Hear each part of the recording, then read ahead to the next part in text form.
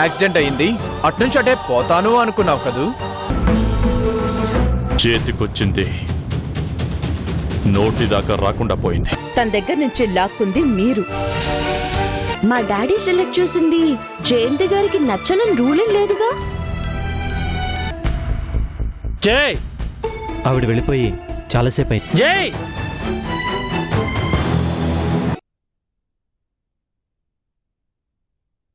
అయినా కృష్ణ గారికి మంచి టేస్ట్ ఉంది జై. Shut up. ఏ నీకు లేదా టేస్ట్? నీ కాబోయే వారికి ఎలాంటి చీర బాగుంటుందో నీకు తెలీదా? ఆ మాత్రం డెసిషన్ తీసుకోలేకపోతే జీవితాంతం నేను ఎలా సంతోష పెడతావు? అప్పటికి ఎక్స్పీరియన్స్ వస్తుంది. నోరు పోయి, నోరెత్తబట్టి చంపేస్తాను. అమ్మా జయంతి, ఏంటా మాటలు? తను ఎవరు అనుకున్నావు? నీకు కాబోయే భర్త. అలా మాట్లాడకూడదు. పర్లేదు అంకుల్, నాకు ఇది మామూలే. తను అలా తిడితేనే నా మీద ప్రేమ ఉన్నట్టు. ఇది మా ఇద్దరు కామనే. చూడు నవీన్, నేను నీకు ఇంకొకసారి చెప్తున్నాను, మన విషయాలేవి కృష్ణకు చెప్పడానికి వీల్లేదు. నీకు చేత కాకపోతే నన్ను అడుగు, అంతేగాని ప్రతి విషయంలోనూ ఆయన ఇన్వాల్వ్మెంట్ తీసుకురాకు. అసలు ఎందుకు నువ్వు కృష్ణ గారి విషయంలో ఇంతగా ఇరిటేట్ అవుతున్నావో అర్థం కావట్లేదు జే. మొన్నటికి మొన్న కృష్ణ గారిని పిలుస్తానంటేనే కోపడ్డావు. ఈ రోజేమో ఇలా. ఎందుకు నీకు తనంటే అంత కోపం? జాబ్ మానేసినంత మాత్రాన ఇంత కోపం చూపించడం సమంజసం అంటావా? చూడు నవీన్, నాకు ఇష్టం లేని పనులు ఎవరు చేసినా నేను తట్టుకోలేను. దానికి కారణాలు సంజాయిషులు నేను చెప్పను. ఎందుకని అడిగితే అది నాకే తెలీదు, అంతే. నాకు కొందరు నచ్చుతారు, కొంతమంది నచ్చరు. That's all.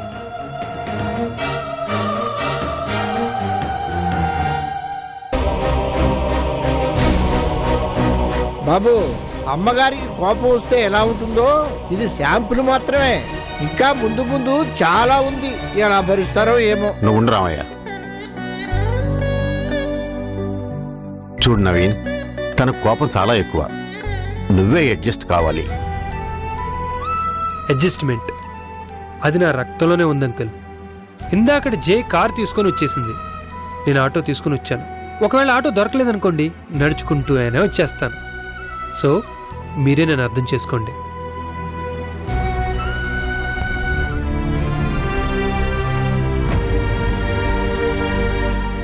అయ్యా, వీళ్ళను చూస్తుంటే నాకు భార్యాభర్తల్లో అనిపించడం లేదయ్యా. పంతులమ్మ స్కూలు పిల్లలు ఎలా ఉంటారో నాకు అలా అనిపిస్తుంది. ఏమిటో.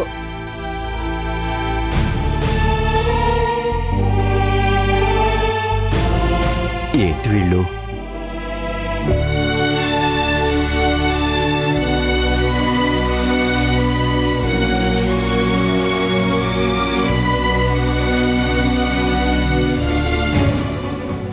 చందు, నువ్వు చేసింది నాకేం నచ్చలేదమ్మా. నేనేం చేశాను డాడీ? జయంతి గారిని నువ్వు అలా అవమానించకుండా ఉండాల్సిందే. అవమానించానా? మరి అది అవమానం కాదా? అయినా పక్కన తన కాబోయే భర్త నవీన్ ఉండగా నువ్వు అలా మాట్లాడకుండా ఉండాల్సిందే. నేనేం మాట్లాడాను డాడీ? మా డాడీ మా మమ్మీకి మాత్రమే సెలెక్ట్ చేయగలుగుతారు, కానీ మమ్మీ లాంటి వాళ్ళకు సెలెక్ట్ చేయలేరు అన్నాను, అంతేగా? అది తప్పు కాదా?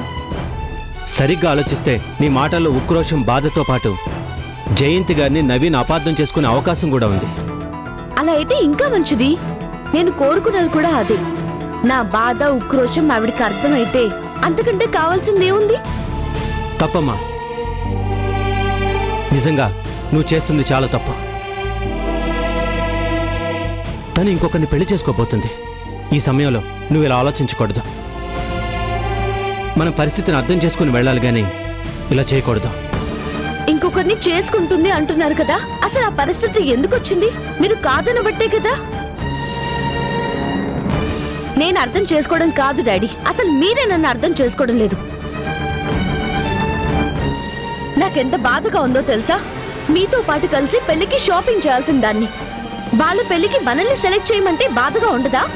అసలు ఆవిడ అడగగానే మీరు ఒప్పుకుని ఉంటే ఈరోజు ఈ పరిస్థితి వచ్చేదా?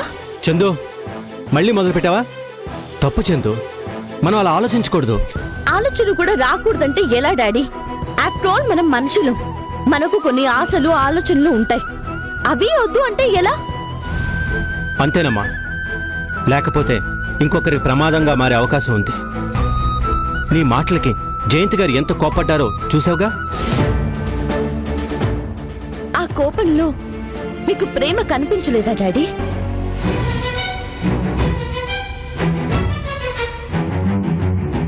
నా మనసులోని మాట చెప్తే నిర్దాక్షిణ్యంగా నన్ను కాదు అన్నారని మిమ్మల్ని ప్రశ్నించినట్టు మీకు అనిపించలేదా డాడీ? నాకు అలాంటిది ఏం అనిపించడం లేదమ్మా, అనిపించకూడదు కూడా. ఎందుకంటే తను ఇంకొకరిని చేసుకోవడానికి రెడీ అయిపోయాక మనం అలా ఆలోచిస్తే అది చాలా తప్పు అవుతుందమ్మా. అంటే నిజంగా మీ మనసులో జయంతి గారంటే ప్రేమ లేదు? ప్రేమించడం అంటే ఎదుటి వాళ్ళని ఏడిపించడం కాదమ్మా, సంతోషపెట్టడం. అది ప్రేమంటే. కానీ నాకెందుకో ఆవిడ కళ్ళల్లో ఇంకా మీ మీద ప్రేమ అలాగే ఉంది అనిపిస్తుంది. మీరు కాదు అన్న కోపంతోనే ఆ నవీన్ గారిని పెళ్లి చేసుకుంటుంది అనిపిస్తుంది. తప్పు చందు, నీ ఆలోచన ధోరణి చాలా తప్పు. కృష్ణ గారు, కృష్ణ గారు, మీరా రండి. నవీన్, కృష్ణ నీతో కాస్త పర్సనల్ గా మాట్లాడాలి. కృష్ణ, చందు కాఫీ తీసుకురామా, కూర్చోండి.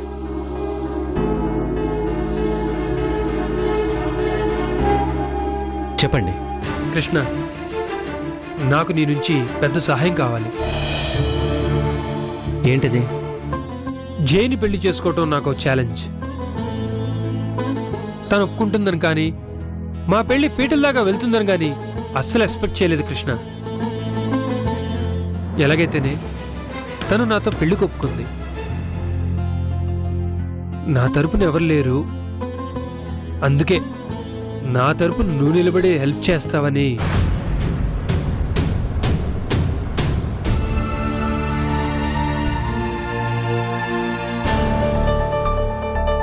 Thank you Chandu.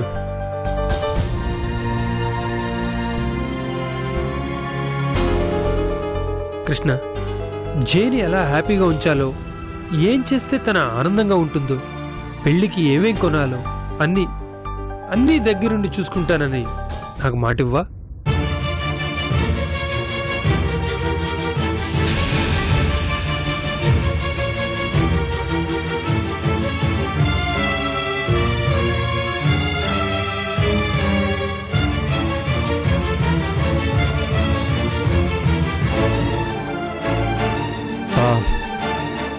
అలాగే, తప్పకుండా హెల్ప్ చేస్తాను. చాలా థ్యాంక్స్ కృష్ణ. నాకు ఇప్పుడు కొండంత ధైర్యం వచ్చింది. ఈ రోజు నుంచి జైకి సర్ప్రైజ్ల మీద సర్ప్రైజ్లు ఇస్తాను. నీ చేతుల మీద నా పెళ్లి జరిపిస్తున్నావు. నీకు ఏ హెల్ప్ కావాలని నేను చేస్తాను కృష్ణ. నాకు ఏ హెల్ప్ అవసరం లేదండి, ఆవిని జాగ్రత్తగా చూసుకోండి చాలు. ఓహో, ఎంతైనా you are really great Krishna. సరే, నాకు అర్జెంట్ వర్క్ ఉంది, పెళ్లి పనులు కూడా ఉన్నాయి. Okay Krishna, bye. Chandu bye.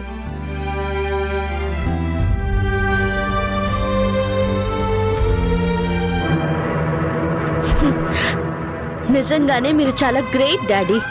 ప్రేమించిన అమ్మాయికి దగ్గరుండి మీరే పెళ్లి చేయడం మీకు మాత్రమే చెల్లింది. నిజంగా గ్రేట్ డాడీ.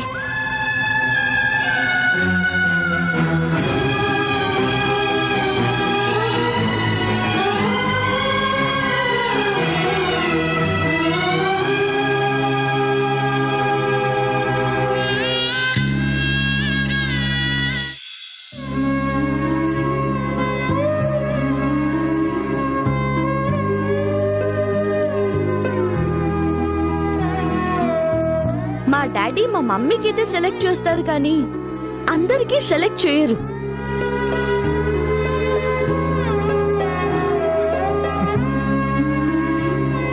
మా డాడీ సెలెక్ట్ చేసింది జయంతి గారికి నచ్చలని రూల్ ఏం లేదుగా.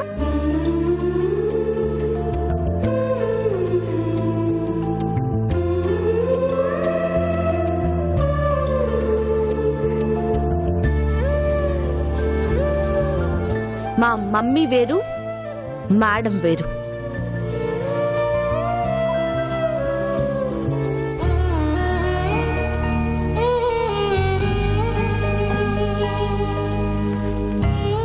రూపం ఒకటేనా, మనుషులు వేరు. మనసులు ఆలోచనలు వేరు.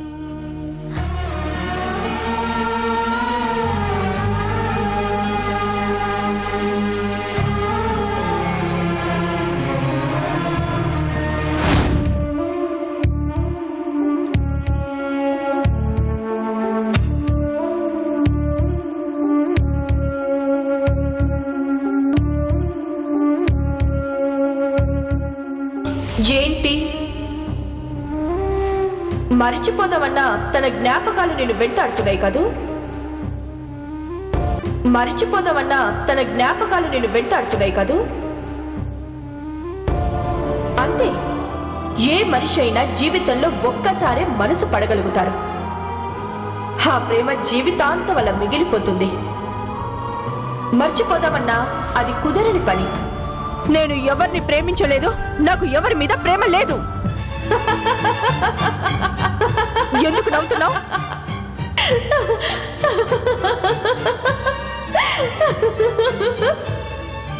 మనసును మోసం చేసుకుంటున్నావు జయంతి. నీ మనసుకే అబద్ధం చెప్తున్నావు నువ్వు. నేను నీ అంతరాత్మని. నాకు తెలీదా నువ్వేంటో, నీ ప్రేమేంటో?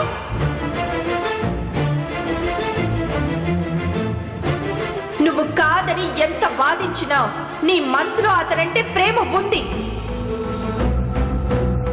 అది ప్రేమ కాదు, కోపం. ఒక మనిషి మీద ప్రేమ ఎక్కువగా ఉన్నా అది కోపంగానే బయటపడుతుంది. అతనంటే నిజంగా కోపం ఉంటే తనని చూసి పక్కకి తప్పుకుని పోతాం. ఇంతలా ఇరిటేట్ అవ్వవు. అనాల్సిన 4 ఎప్పుడు అనేదానివి, అంతటితో అయిపోయేది. కానీ నీకు తెలియకుండా అతనికి దూరం అయిపోతున్నాననే బాధ, నువ్వు కోరుకున్న మనిషికి అందరంతా దూరం వెళ్ళిపోతున్నామనే దిగులు. కాదు, చెప్పాను కదా నాకు అబద్ధం చెప్పినా తెలిసిపోతుంది అని. నిజం చెప్పు జయంతి, తనంటే నీకు ప్రేమ లేదు?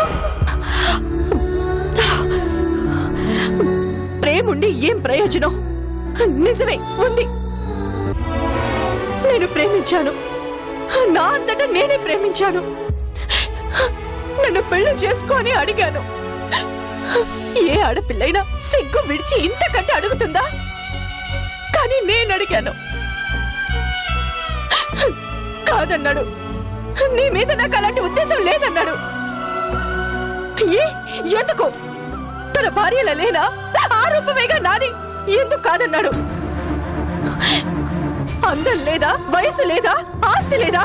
సూర్యలాగా ప్రేమించలేనా? తనలాగా వండి పెట్టలేనా? తనలాగా తయారు కాలేనా? ఎందుకు కాదన్నాడు? చెప్పు.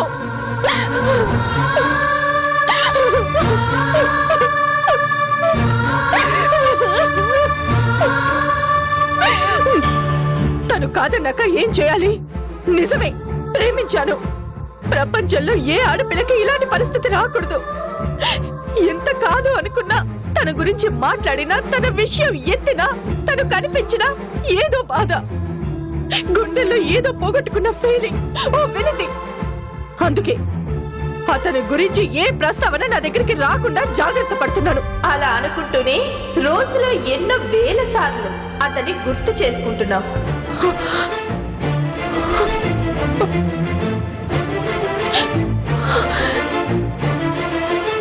ఈ సృష్టిలో ఏ మనిషి అయినా ఎక్కువ సార్లు గుర్తు చేసుకునేది శత్రువుని లేదా ప్రేమికులని. తనని ప్రేమించి బలవంతంగా శత్రువుగా మార్చుకోవాలని చూశావు. అందుకే తను పదే పదే నీ జ్ఞాపకాల్లో మిగిలిపోయాడు. కానీ ఒక్కసారి ఆగి ఆలోచించు. నువ్వు తప్పు చేస్తున్నావని అనిపిస్తుంది. నేనే తప్పు చేయట్లేదు. మనసులో చావు లేని ప్రేమని పెట్టుకొని మరో మనిషిని జీవితంలోకి ఆహ్వానిస్తున్నావు. ఇటు నువ్వు ఆనందంగా ఉండలేవు, అటు అతన్ని సంతోషంగా ఉంచలేవు.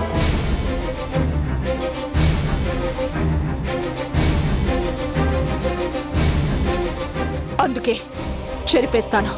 కృష్ణ జ్ఞాపకాల్ని చెరిపేస్తాను. అది నీ వల్ల కాదని చెప్తున్నానుగా. ఎందుకు కాదు? అవుతుంది. నీ ప్రాణం పోయేంత వరకు అతన్ని మనసును వదిలి వెళ్ళడు. అది చెప్పాల్సింది నువ్వు కాదు, నేను. నేను చెప్పిందే నువ్వు చేస్తావు. ఎందుకంటే నేను నీ అంతరాత్మని. ఇప్పటికైనా మించిపోయింది లేదు జయంతి. కృష్ణని ఇంకొకసారి కలు, మాట్లాడు. నన్ను కాదన్నాక నేను కలవను. నాకు ఇలాంటి సలహాలు ఇవ్వకు. అంతరాత్మని చంపుకొని ఏం బాగుకుంటావు? అహం చంపుకొని ఆలోచన చేయి. అది అహం కాదు, ఆత్మాభిమానం. అది చంపుకొని ఇంకా దిగజారలేను. నా నిర్ణయం నాదే. వెళ్ళిపో, వెళ్ళిపో.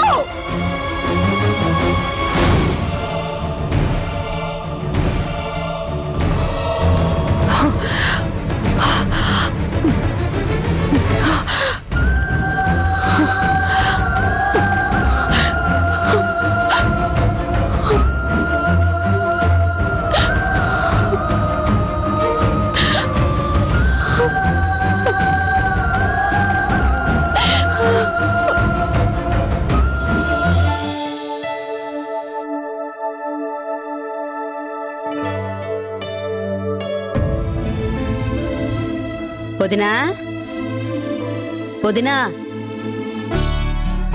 వదినా రండి కూర్చోండి. ఆంటీ అంకుల్ లేరా? లేరు, బయటికి వెళ్ళారు. ఇంకేంటుదినా విశేషాలు? విశేషం అంటూ ఏమీ లేదు వదినా. జయంతికి పెళ్లి ఫిక్స్ అయిందట కదా.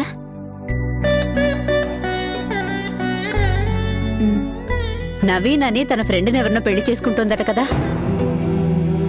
అవును వదినా, చందు పాపం ఇందాకే దాని గురించి బాధపడుతోంది. ఎంత బాధపడితే ఏంటి ప్రయోజనం?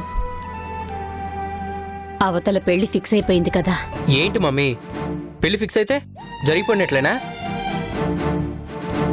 ఆయన ఎన్ని చూడటం లేదు.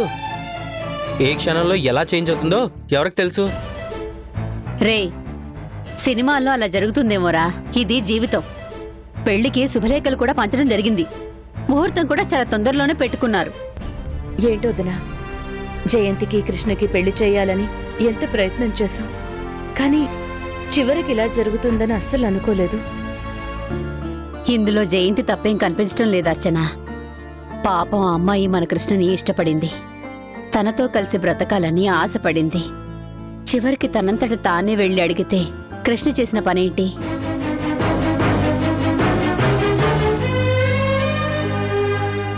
ఏ ఆడపిల్లైనా అంతకంటే ఇంకేం అడుగుతుంది? నువ్వు తప్ప వేరే దిక్కు లేదని కాళ్ళు పట్టుకోవాలా? వాళ్ళు మాత్రం ఎంతకాలం ఆగుతారు? అందుకే ఆ సంబంధం ఖాయం చేసుకుని ఉండుంటారు. మమ్మీ, అది ఇంతకు ముందు సంగతే. అప్పుడంటే అంకుల్ ఏదో టెన్షన్లో ఉండి అలానే ఉంటారు. ఇప్పుడు ఆయనకి ఇష్టమే అని చందు నాతో చెప్పింది. అయితే ఇప్పుడేం చేయాలరా?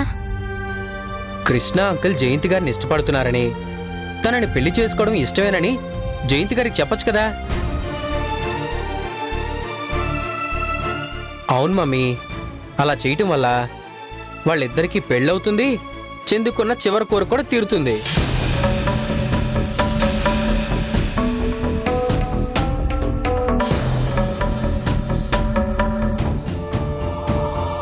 చివరి కోరికేంట్రా? అది మమ్మీ, అదే వదినా, చందుకి ఏవో కోరికలున్నాయట. ఒకటి వాళ్ళ నాన్న పెద్దనాన్న కలిసిపోవాలని, ఇంకొకటి ఇదిగో జయంతి గారికి కృష్ణకి పెళ్లి చేయటం. వాటిల్లో చివరి కోరిక అని తన ఉద్దేశం కాబోలు. ఏం సంతోష్? అవునండి, అదే అదే ఎగ్జాక్ట్లీ అదే. అది తిన్నగా చెప్పొచ్చు కదరా, సరిగ్గా మాట్లాడడం నేర్చుకో. నా మాటల సంగతి ఎందుకు గాని ముందు జయంతి గారికి మ్యాటర్ చెప్పండి మమ్మీ. ఏమంటే మీరేమంటారు? ఎలా చెప్పగలుగుతాం సంతోష్? తొందరలో పెళ్లి చేసుకోబోయే అమ్మాయి దగ్గరికి వెళ్ళి ఆ పెళ్లి మానుకో, ఈ పెళ్లి చేసుకో అని ఎలా చెప్తాం? అది సంస్కారం ఉన్నవాళ్ళు చేసే పని కాదు. సంస్కారం గురించి ఆలోచిస్తే జీవితమే చేంజ్ అయిపోతుందంటే. ఒరే, నువ్వు నోర్మై. అది నువ్వనుకున్నంత ఈజీ కాదు. ఓసారి చేయి జారిపోయాక ఇక మళ్ళీ దక్కదు. అర్చన, వీడితో మాట్లాడితే మన బుర్ర పాడవుతుంది. నువ్వురా.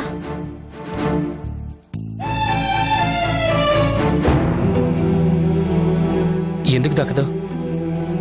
చందు కోరిక తీరాలి అంటే ఏదో ఒకటి చేయాలి. అది మీ వల్ల కాదంటే నేనే చేస్తాను.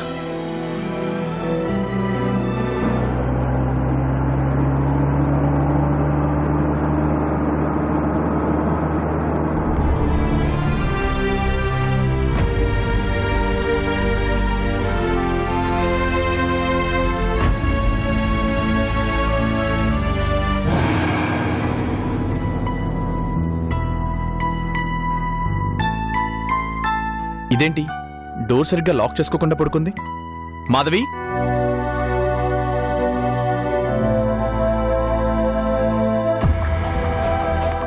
మాధవి, మాధవి.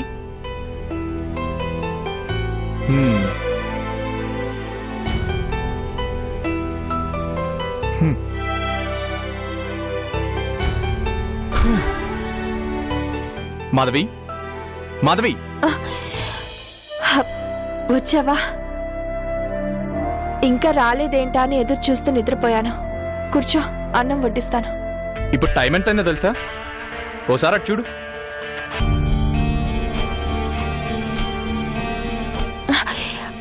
ఏంటి ఇప్పటి వరకు ఆఫీస్లోనే ఉన్నావా? ఏం చేస్తున్నావు నువ్వు? ఆ ఆటలాడుకుంటున్నాను. రాజా, లేకపోతే ఏంటి మాధవి? అవతల నేను చేయబోయేది చిన్న చితకా ప్రాజెక్ట్ అనుకుంటున్నావా? 200 కోట్ల రూపాయల రిజర్వాయర్ ప్రాజెక్ట్. అది ఎంత ప్రెస్టీజియస్ ప్రాజెక్టో తెలుసుగా. చాలా కష్టపడాలి. ఇంతకీ భోంచేసావా? ఏదో తిన్నానులే. ఏదో తిన్నావా? ఏం తిన్నావా కూడా గుర్తులేదా? ఇప్పుడు తిండా ముఖ్యం. మనం అనుకున్నది అనుకున్న టైంలో పూర్తి చేసిస్తే ఇంకో మంచి ప్రాజెక్ట్ వస్తుంది. పక్క స్టేట్స్ గవర్నమెంట్ ప్రాజెక్ట్స్ కి కూడా మనల్నే రికమెండ్ చేస్తానన్నారు సిఈ గారు.